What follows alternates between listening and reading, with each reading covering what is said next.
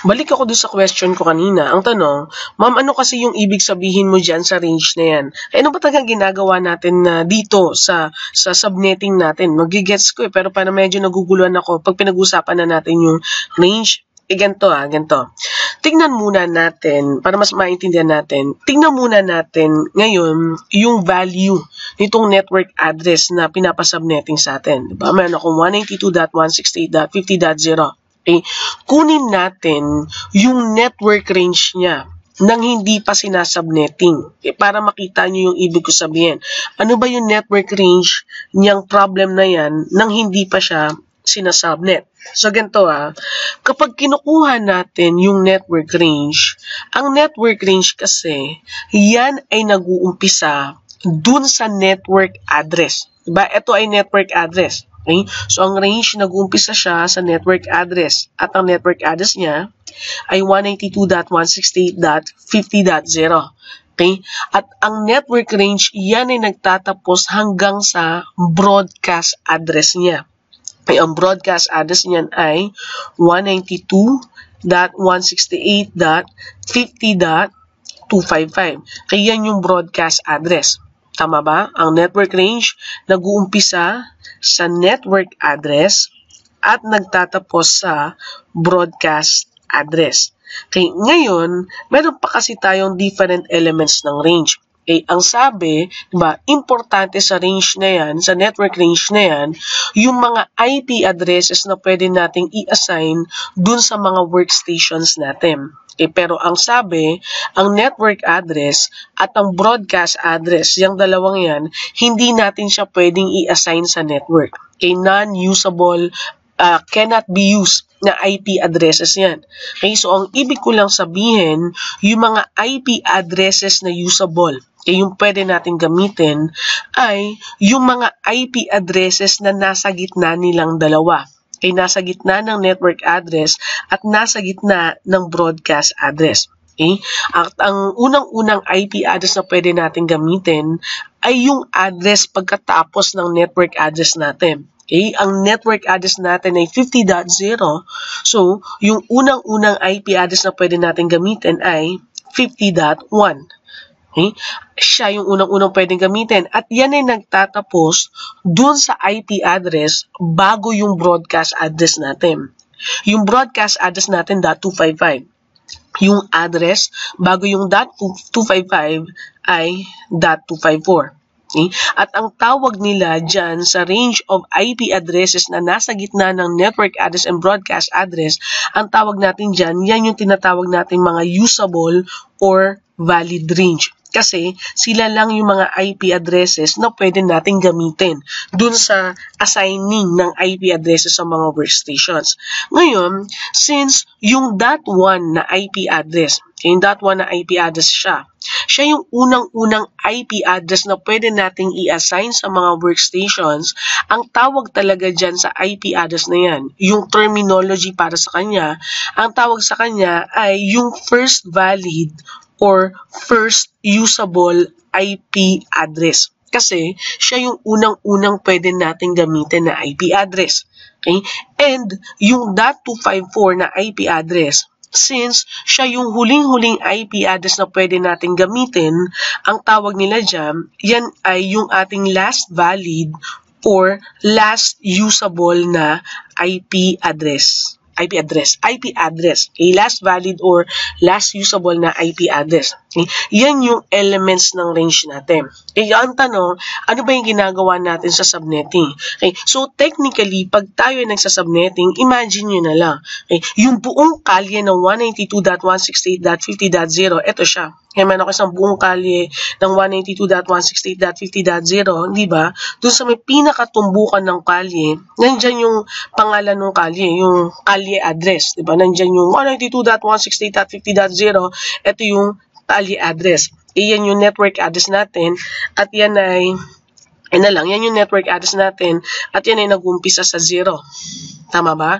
Ngayon, dun sa may pinakatumbukan ng kalye dito sa dulo, nakatirik siya sa .255. Okay, anong meron dyan? Nandyan yung ating barangay address, di ba? Nandyan yung barangay hall. Kaya yan yung broadcast address natin. And sa gitna ng network address, ng tumbukan ng kalye, tuhugan ng kalye, and ng barangay natin, di ba may mga bahay na nakatirik dyan? May mga bahay dyan, at lahat ng mga bahay na nakalagay dyan, lahat sila magkakapit bahay.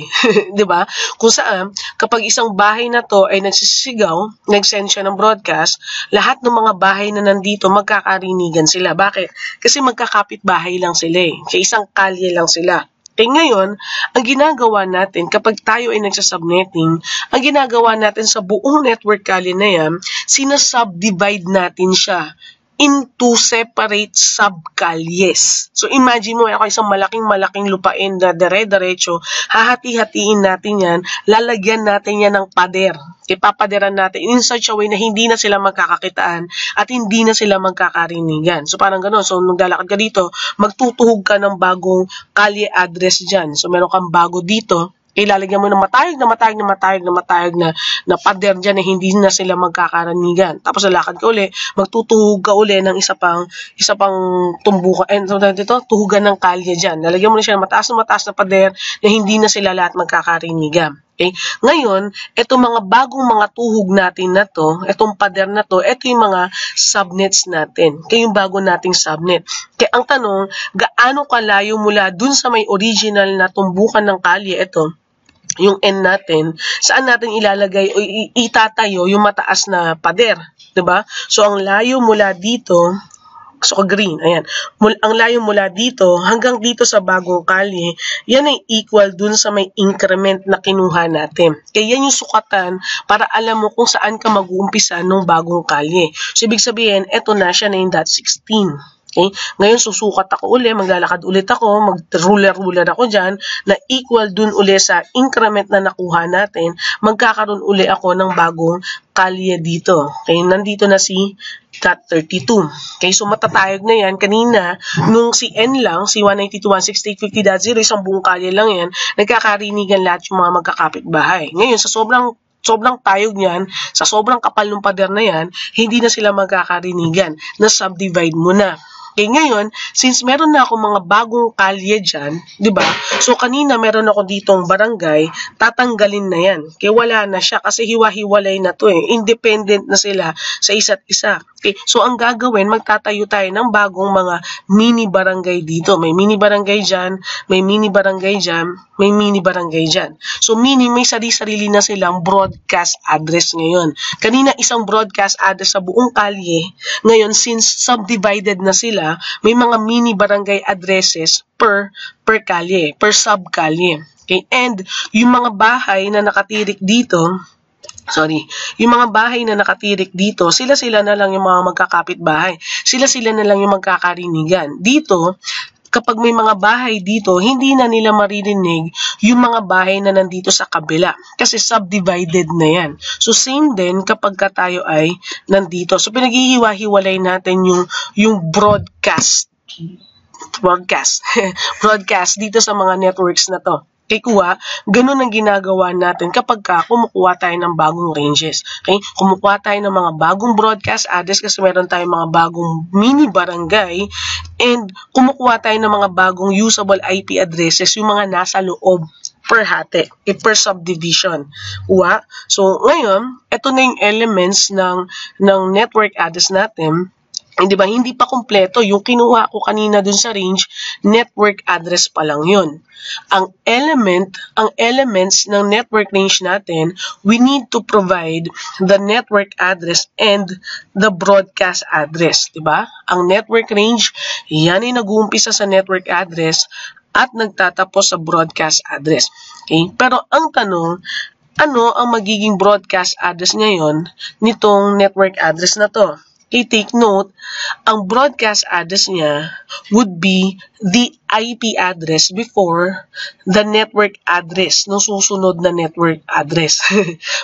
Yung broadcast address niya ay yung address bago network address nito, bago .16. Okay? So, ang network address nitong 192.168.50.0, yan ay matatapos sa 192.168.50. Ano nga ulit yung address bago mag.16.15? Okay, so yun siya. Teka, iksian ko lang. Ayan, tabi ko. Okay, ito yung ating broadcast address niya. Okay, next. Ano naman yung broadcast address nitong 192.168.50.16? Okay, yan ay 192.168.50. Ano yung address bago mag.32.31? Ayan yung ating broadcast address dyan. Next, kay para naman sa broadcast address nitong .32, ang broadcast address niya ay 192.168.50. Ano yung address bago mag.48.47? Okay? At itong mga addresses na to, ito ang aking unang network range. Okay? Ito ang aking pangalawang network range. Okay? Ito yung aking pangatlong network range. So, ganito ang pizza ay pizza pag ang pizza ay buo. Diba? Sa buo. Pero kapag ang pizza ay hinati-hati na natin, ang tawag na doon, slice. Diba? Or, interchangeable na siya. Pwede mo sabihin slice, pwede mo sabihin pizza. Diba? Kaya pag kumakain tayo, diba? May order tayo ng pizza, sabihin ko sa'yo, so, ipahingin ako isang slice, bibigyan mo ako isang slice. O sabihin ko, pahingin ako isang pizza, bibigyan mo ako isang slice. Kasi alam mo na yun. Kaya understood na yun. Kaya hindi ko pwedeng sabihin na, isang slice, yung isang buong pizza. Ang takaw ko naman, di ba? So, alam mo, isang pizza, kapag isang buo, pag slice, hati-hati na, slice. Ano ba yun? Weird. Anyway, ano kinalaman nun dito sa subnet ko? Ganito ang network ay network pag ang network ay buo. Okay? Pero kapag ang network ay hinati-hati mo na, katulad nitong ginawa natin dito, ang tawag natin sa slices ng network ay subnets. Pero, kagaya ng pizza, yan ay interchangeable na rin. Okay? So, ibig sabihin, pwede kong sabihin na subnet, pwede kong sabihin na network. Pero hindi ko pwedeng sabihin na subnet ito. Kasi classful network address yan. Isang buo yan. Diba? So, dito sa range ko, ito pwede kong tawagin siya na subnetwork address or network address. Okay? O subnetwork range or network range. Okay? Ito ay aking subnetwork range or network range. Ito din, subnetwork range or network range. Interchangeable na sila. Okay, understood kasi, slices na yan ng network. Kaya lang kasi, ganito. Okay, kung titignan natin, itong range na diniscuss ko sa inyo, yan. Yung range na diniscuss ko sa inyo, yan. Kaya meron tayong elements ng range, hindi ba? Meron tayong network address, meron tayong broadcast address. Ang nakuha pa lang natin dito sa range natin ay yung broadcast address and, yung network address and yung broadcast address. Kulang pa tayo. Kaya kailangan nating i-provide sa range yung usable or valid range. Kaya ang tanong, ano ang usable or valid range ng mga ranges na nakuha natin? Okay? Ano yung usable or valid range nitong unang subnet na nakuha natin? Kaya ulitin ko, ang usable or valid range natin, yan ay nag-uumpisa pagkatapos ng network address at nagtatapos dun sa address bago ang broadcast address. Okay? So, ang usable range natin, address pagkatapos ng network address. Ang network address natin ay 50.0. Ang address pagkatapos niya ay .1. Okay? At yung usable range natin, yan ay nagtatapos bago yung broadcast address. Yung broadcast address natin ay .15. So, ibig sabihin, yung last usable address natin ay .14. So, ang range natin mula 192.168.50.1 hanggang 192.168.50.14. Okay, yan ay para sa unang subnet. Para naman dito sa ating pangalawang subnet, okay, ulitin ko, ang usable range natin ay nag-uumpisa pagkatapos ng network address. Okay, so ang network address natin ay .16.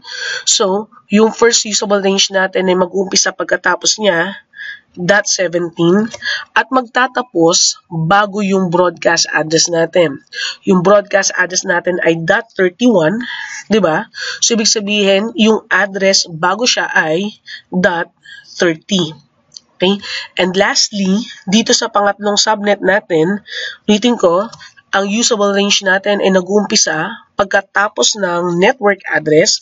Okay? Ang network address natin ay .32. Yung first usable IP address natin ay mag-uumpisa pagkatapos niya .33.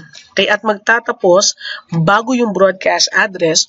Yung broadcast address natin ay .47. So yung address bago siya ay .46. Okay? So yan yung ating mga usable IP addresses. Okay, kuha. So, next. So, nakuha na natin yung range. Okay na tayo na nalaman na natin yung mga terminologies. Okay? And, bakit natin ginagawa yung subnetting. So, inahati-hati natin yung isang buong classful network. Kaya lang, kung mapapansin ninyo, meron pa ako dito na, eto Saan ba ito meron pa ako ditong, eto Ayan kita ninyo, meron pa akong arrow. Ang sabi ko, pag kinukuha natin yung network ranges, magdadagdag lang tayo ng magdadagdag ng increment hanggang matapos. Kaya ayun yung arrow ko. Pero ang tanong ko, kailan tayo matatapos, ma'am? Okay. Kailan ka matatapos magdagdag ng increment? Kailan ka matatapos dito sa mga network ranges natin? Next video.